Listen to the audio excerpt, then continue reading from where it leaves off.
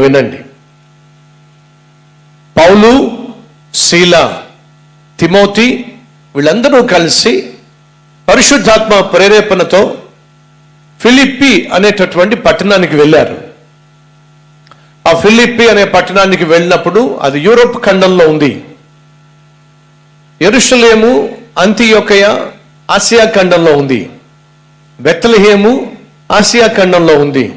ప్రభు యేసుక్రీస్తు జన్మించింది ఆసియా ఖండంలో. నువ్వు నేను జన్మించింది ఆసియా ఖండంలో.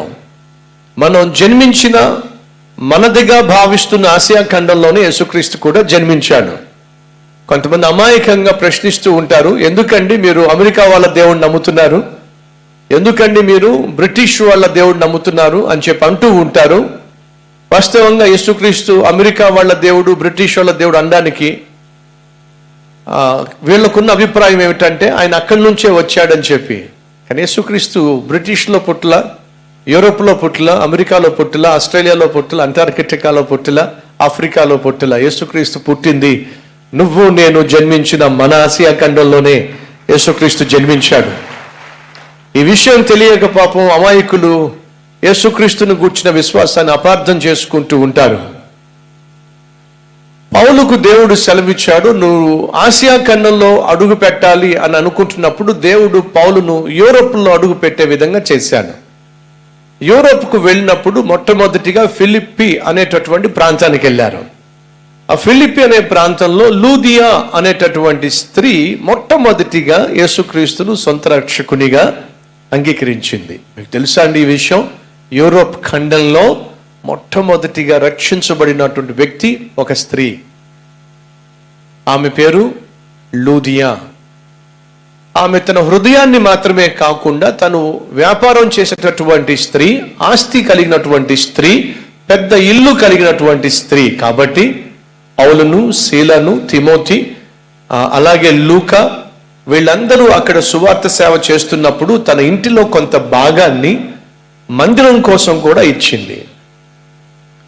వాళ్ళు ఆ ప్రాంతంలో సువార్త సేవ చేస్తూ ప్రకటిస్తూ ఉన్నప్పుడు పుతోలు అనేటటువంటి ఒక దెయ్యం పట్టిన స్త్రీ ఆ ప్రాంతంలో సోది చెబుతూ మనుషులను మాయ చేస్తూ ఉంటే పౌలు ఆ దెయ్యం పట్టినటువంటి స్త్రీని గద్దించి ఆ దుష్ట శక్తి నుండి ఆమెను విడిపించాడు. కానీ ఆ దెయ్యం పట్టినటువంటి స్త్రీ సోది చెప్పటం వల్ల ఆమెను ఆసరాగా తీసుకొని అక్కడ ఉన్నటువంటి కొంతమంది డబ్బులు వసూలు చేస్తూ ఉండేవాళ్ళు. పౌలు ఆ దయ్యాన్ని వెళ్ళగొట్టిన కారణాన్ని బట్టి వాళ్ళకున్నటువంటి లాభం ఆగిపోయింది. అన్యాయంగా, అక్రమముగా పౌలును, సీలను బంధించి ఆ ఫిలిప్పి అనే పట్టణంలో ఉన్నటువంటి అధికారుల దగ్గరకు తీసుకుని వెళ్ళి మనం ఆచరించడానికైనా మనం నమ్మడానికైనా యోగ్యత లేనటువంటి దేవుని గూర్చి, మతాన్ని గూర్చి మనకు బోధిస్తూ మన పట్టణములో గల్లిబిలి సృష్టిస్తున్నారు అని చెప్పి పౌలు మీద, సీల మీద అన్యాయంగా అపనిందలు వేస్తే అక్కడున్నటువంటి న్యాయాధిపతులు పూర్తిగా విచారణ చేయకుండా పౌలును, సీలను భయంకరంగా కొట్టించారు. ఆ విషయం చూద్దాం రండి. 16వ అధ్యాయం చదువుతున్నాను, 19వ వచనము. ఆమె యజమానులు తమ లాభ సాధనము పోయినని చూచి పౌలును, సీలను పట్టుకొని గ్రామపు చావడిలోనికి అధికారుల యొద్దకు ఈడ్చుకొని పోయిరి. అంతటా న్యాయాధిపతుల యొద్దకు వారిని తీసుకుని వచ్చి ఈ మనుషులు యూదులై ఉండి రోమియులనైనను మనం అంగీకరించుటకైనను చేయుటకైనను కూడని ఆచారమును ప్రచురించుచు మన పట్టణమును గలిబిలి చేయుచున్నారని చెప్పిరి. అప్పుడు జన సమూహము వారి మీదకి దొమ్మిగా వచ్చెను. న్యాయాధిపతులను వారి వస్త్రమును లాగివేసి వారిని బెత్తములతో కొట్టవల్లని ఆజ్ఞాపించిరి. వారు చాలా దెబ్బలు కొట్టి వారిని చెరసాలలో వేసి భద్రముగా కనిపెట్టవల్లని చెరసాల నాయకునికి ఆజ్ఞాపించారు. అన్యాయంగా కొట్టబడ్డారు, అన్యాయంగా గాయపరచబడ్డారు. కేవలం మంచి చేస్తున్నందుకు, కేవలం ప్రభు గురించి మాట్లాడినందుకు బహుగా గాయపరచబడ్డారు. ఈరోజు హింసించినప్పుడు, మిమ్మల్ని బాధ పెట్టినప్పుడు, మీ మీద అబద్ధ సాక్ష్యములు పలికినప్పుడు మీరు ఆనందించండి, సంతోషించండి. మీలో సంతోషం కలిగితే ఏం చేస్తారు? కీర్తనలు పాడుతారు. అనగా పౌలు శీల గాయపరచబడి చెరసాల్లో బంధించబడినప్పుడు వాళ్ళు దాన్ని సంతోషంగా భావించారు, ఆనందంగా భావించారు. కారణం ఏడో తెలుసా? మన ఫలము పరలోకమందు అధికమవుతుంది. క్రీస్తు నిమిత్తము హింసించబడిన వారి పట్ల దేవుడు ఇచ్చే ఫలము పరలోకమందు అధికమవుతుంది. కాబట్టి వాళ్ళు సంతోషించారు. మందిరానికి వస్తున్నందుకు భర్త ఒకవేళ నిన్ను తిట్టచ్చు, గాయపరచవచ్చు, తల్లి తండ్రి నీకు వ్యతిరేకంగా మాట్లాడవచ్చు, నీ భార్య నీ పట్ల విచిత్రంగా ప్రవర్తించవచ్చు, నరకం చూపించవచ్చు. వీటన్నిటి మధ్య ప్రభు నేను మందిరానికి వెళ్ళాను కాబట్టేగా నాకు ఈ కష్టాలు, ఏడవకు. నేను నమ్ముకున్నాను కాబట్టేగా నాకు ఈ బతుకు, విచారపడకు. బైబిల్ని అర్థం చేసుకున్నట్లయితే నువ్వు ఖచ్చితంగా సంతోషిస్తావు, ఆనందిస్తావు. పౌలు శీల జీవితంలో అదే మనం చూసాం. మంచిది. ఆ తరువాత జరిగిందేదో తెలుసా?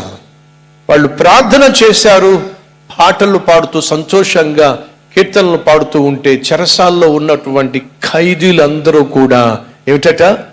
వినుచూ ఉండిరి. ఏ మనుషులు వీళ్ళు? చావగొట్టేశారే, రక్తం కారేలా కొట్టేశారే, చేతులు కాళ్ళు బంధించి చెరసాల లోపట భాగంలో పడేశారే. సంతోషిస్తున్నారేంటి వీళ్ళు? ఆనందిస్తున్నారేంటి వీళ్ళు?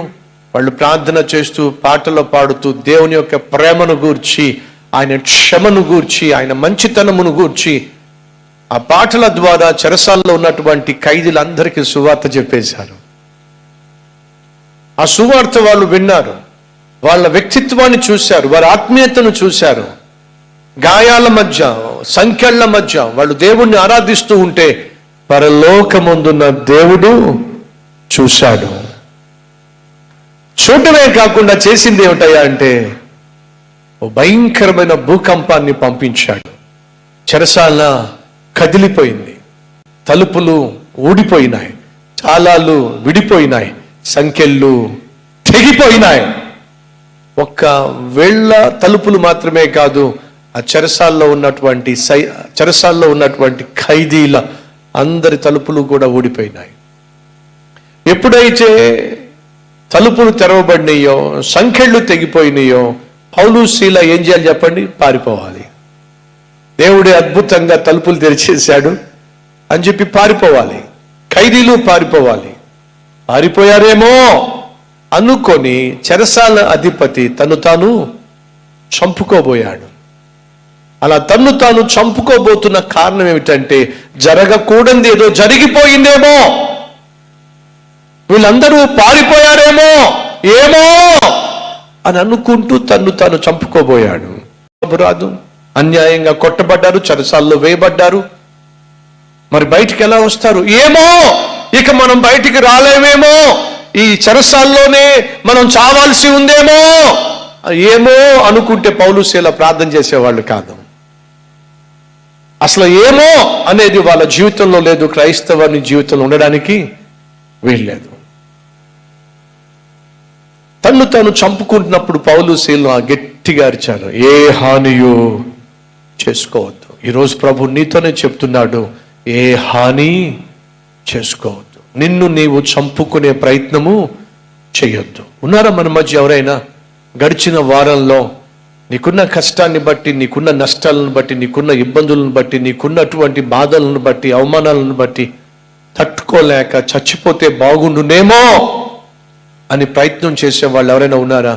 దేవుడు నీతోనే మాట్లాడుతున్నాడు. ఏ హానియో చేసుకోవద్దు, నేను నీకు బంగారు భవిష్యత్తును ఖచ్చితంగా ఇస్తాను. చంపుకోబోతున్నటువంటి వ్యక్తిని చూసి ఏ హాని చేసుకోవద్దు పౌలు శీల చెప్పాడు. ఏమిటి ఉన్నారా వీళ్ళు? మేమెక్కడికి వెళ్ళలేదో దీపం తెప్పించాడు. కన్ఫర్మ్ చేసుకుంటున్నాడు, నిజంగా వీళ్ళు ఎవరు పారిపోలేదా? ఎవ్వరూ పారిపోలేదు.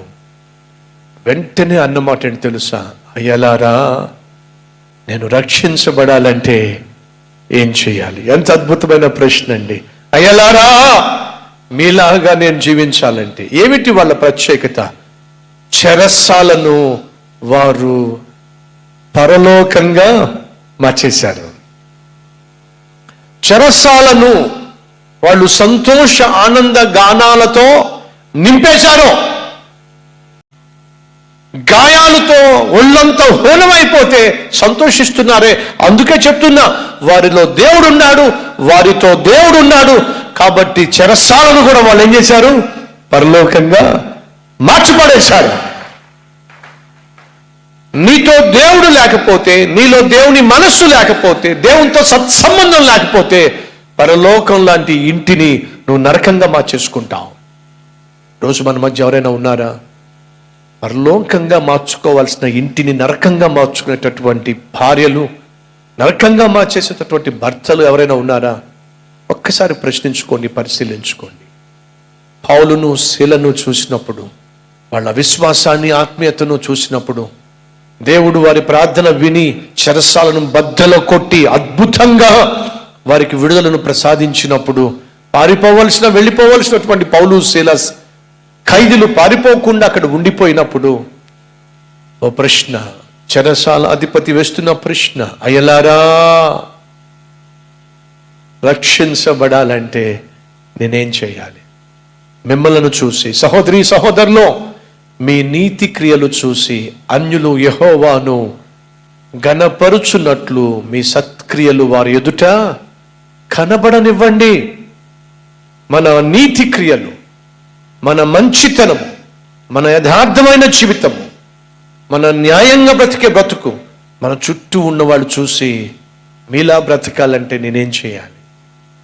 నీలా పరిశుద్ధంగా జీవించాలంటే నేనేం చేయాలి?